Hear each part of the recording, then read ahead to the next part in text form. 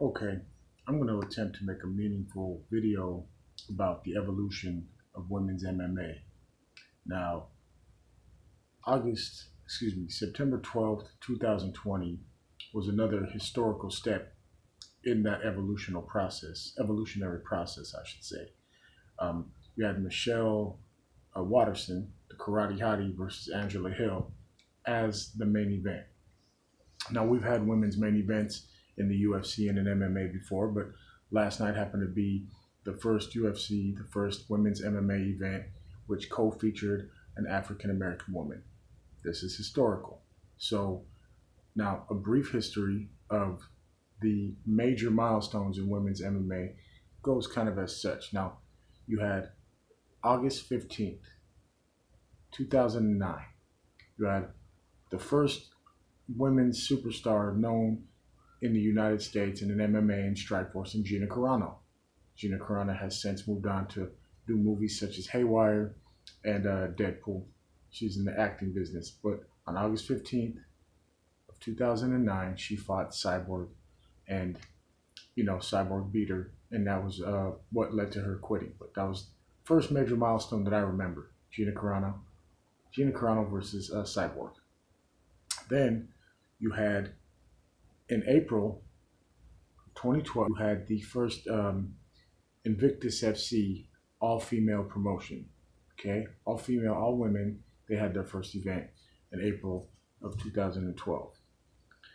Now, then Ronda Rousey was also in Strikeforce, and after some time, I remember about 9 years ago, Dana White saying he would never have women fight in the UFC. He changed his tune. He said Ronda Rousey. Dana White, after saying he would never, in 2011, after saying he would never have women fight in the UFC, Zuffa ended up purchasing Strikeforce. They absorbed the roster, and Ronda Rousey was a rising star, and he promoted her to the first UFC Women's Champion, just off of her success in Strikeforce. Now, she had her first fight February 23 of 2013 against Liz Carmouche. I remember watching that fight at a Buffalo Wild Wings, and it was very exciting. A lot of MMA fans were just curious to see how the first women's UFC fight would go. And Ronda Rousey, as you know, was a big hit, and she had a nice, solid run until she was eventually toppled by Holly Holm, and then finished off by Amanda Nunes, which brought us up to last night, another first in women's MMA. An African American woman, a black woman, co-headlining a main event, a UFC main event. So it was within 9 years, a window of 9 years, where Dana White said he would never have a woman fight in the UFC, to where now he's got women headlining the UFC.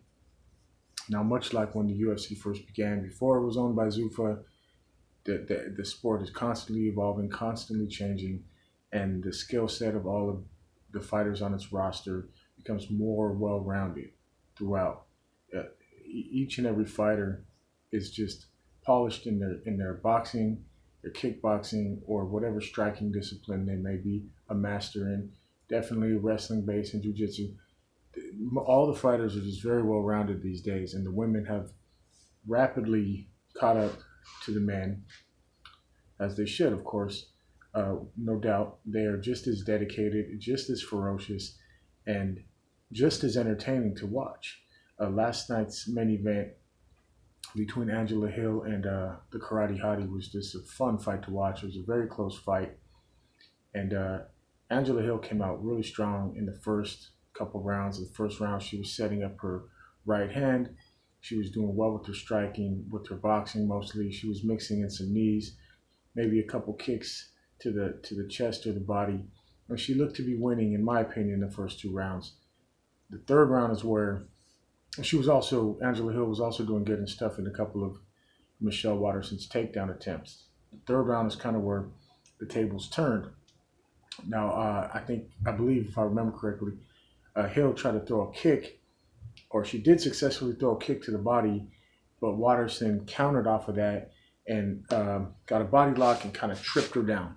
And she dominated the rest of the third round with control, with top control. And every time Hill would try to get out, she would either get her back and put her in trouble that way, causing Hill to give up that position. And she just dominated the rest of the third round with ground control.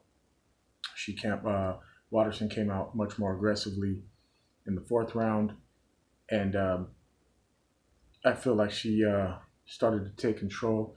And I think in that round she started throwing side kicks. She started adding in more of her kicks. I don't know if Hill forgot to close the gap and stay out of range of those kicks, smother him with her proximity by being closer, but she took a hard side kick to the face, and I think that made her back up. That made her slow down her attack somewhat, at least visibly to the naked eye.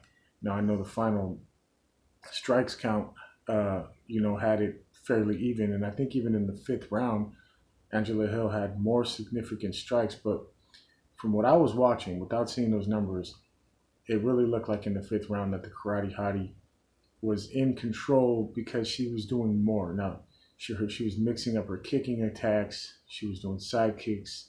She was doing axe kicks. She was throwing basically every kick living up to the karate part of her Karate Hottie name. It was a very exciting match. I used to not always be so excited about a lot of the women's matchups earlier in the days of women's UFC because they weren't as, not that they're not capable of being as skilled, obviously they are, but it was still developing. It was still in its infancy, but we have now reached a point where if you have a women's fight on the card, it's just another great fight potentially. There's no ifs, ands, or buts about it. The evolution of women's MMA is not complete because evolution is never complete, but it is definitely on par with any men's MMA match you might see on any UFC card at this point. The fights are going to be exciting. These women are tough, they're dedicated, and they're here to stay.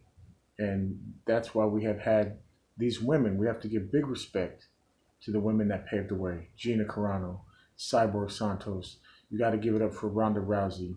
You got to give it up for all these women that have given us exciting fights. The Rose Namajunas, Joanna Jędrzejczyk, I don't know how you say her name. That rivalry, you've got Shevchenko, you've got Amanda Nunes, you've got Holly Holm did great for women's MMA. You've got a whole list of women's superstars. I can't even think of all their names. I'm just listing the ones that are obvious off the top, and they're just going to continue to create this excitement, the same kind of excitement that men are creating, and it's just fun to see because it's added a different element to watching a UFC event. It's just they bring just a kind of like a tenacity and a dedication that a lot of times women, especially when it comes to sports and athletics, are seen as not as capable as men in some ways. Now we know that's not true. It's like that old Michael Jordan commercial. I don't remember the name of his female counterpart, but this just came to me right now. There was that commercial back in the day where it was like, anything you can do, I can do better. And I think it was a Gatorade commercial. Maybe it was Mia Hamm or something. Somebody correct me. But the point is that every sport that they have come into, they have shown that they're just as valuable, just as gritty, and just as capable as any man, as any of their male counterparts.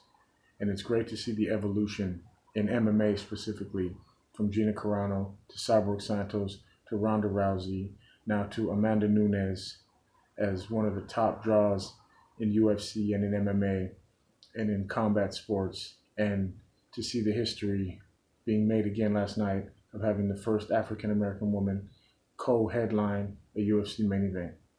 Now women, young girls, they can do combat sports. They could dream of being combat athletes now. UFC does a great job of representing equality in sports for having women have the same platform as men. Think about it. Since 2009, you had the first major fight, Cyborg vs. Carano. Then you had the UFC debut of Ronda Rousey against Liz Carmouche. And then last night you have the first African-American woman co-headlining in Angela Hill versus Michelle, the Karate Hottie Waterson. It's great. It's a beautiful thing to see. It just doubles up our opportunity to see great fighters.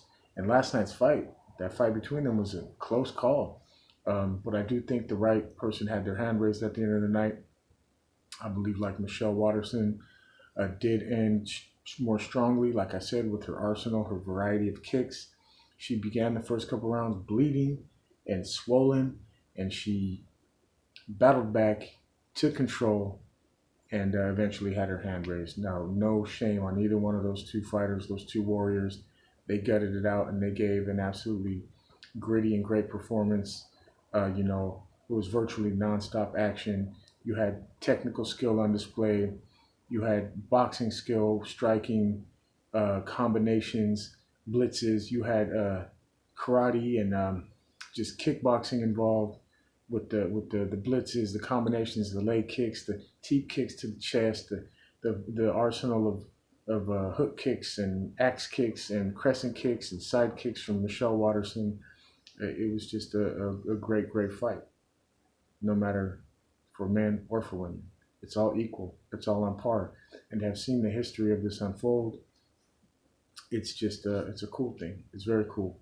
And I'm looking to see more action. And I want to see Michelle Waterson, who she fights next. And I want to see Angela Hill bounce back. She's always gritty. She's always tough. She's always putting it on the line. She's just been on the wrong end of some decisions, on some close fights that could have went either way. I'm no expert. I just call it how I see it, but I just love to see that these women are out there showing and proving that they can do anything that a man can do, and even sometimes better, and even if it's fighting. And don't let your ego make you think otherwise, guys. It's all good. It's all love. I don't know. You tell me what you think in the comments. If you watch this video, I'd love to get some feedback. And until next time, it's just me, Ravi, signing out. You are now.